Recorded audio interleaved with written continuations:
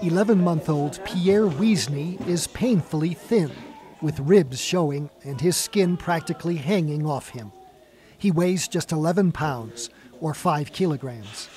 When the circumference of his arm is measured, an indicator of deep body fat, he's well into the red zone.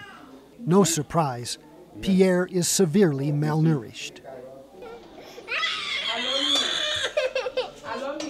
The same applies for 3-year-old Alcencor Gerviscon.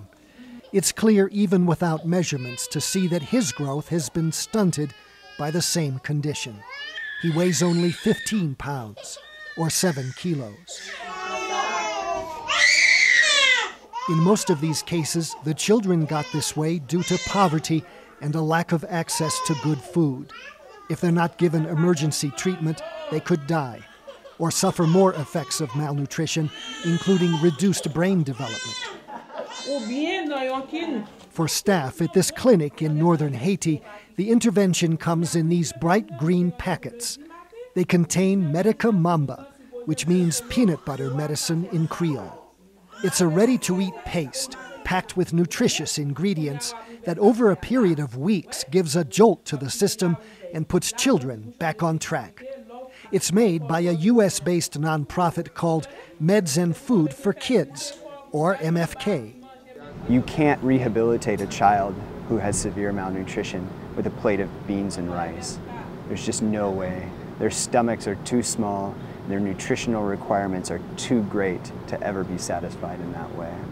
So the quantity and the density of food is really important, and that is why ready-to-use therapeutic food and Medica Mamba is such a great answer. At another clinic, where children have been on the therapeutic food for several weeks, the difference is striking. When Gerline Deti arrived 3 weeks ago, she weighed 10 pounds. After 3 weeks in the program, she's gained 2 pounds and is far more active.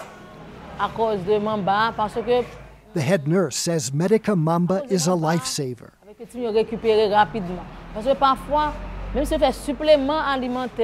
If you have children that can't really eat, that child won't survive.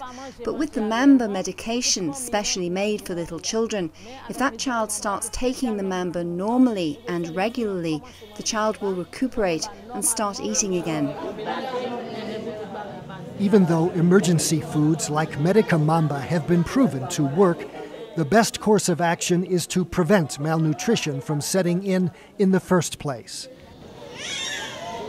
Here at Fort Saint-Michel Hospital, 350 children who are at risk but are not malnourished are enrolled in a study of a supplementary food known as NutriButter.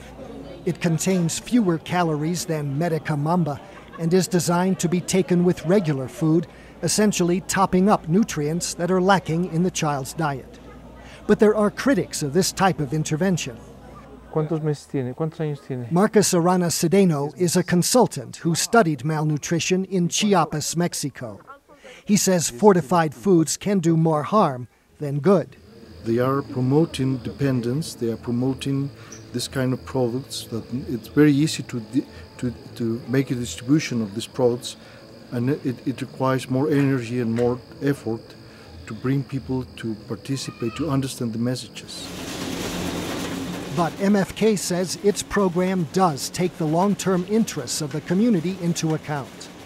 Rather than simply import the food, the organization makes the product in Haiti and works with local farmers, buying their peanuts and teaching them how to improve their yields. The evolution of their thinking about business, about expanding their peanut production, about how that translates to other things is really striking, and they're organizing around the prospect of being able to sell us peanuts. MFK has also been testing peanut seeds from as far away as India to see if they will produce better crops than the varieties currently used in Haiti.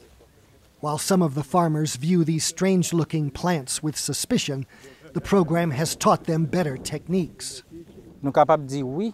We can say yes, we've improved, especially in weighing the crop, because we've been able to conserve more of it that will last longer. MFK also plans to buy a lot more peanuts in the coming years.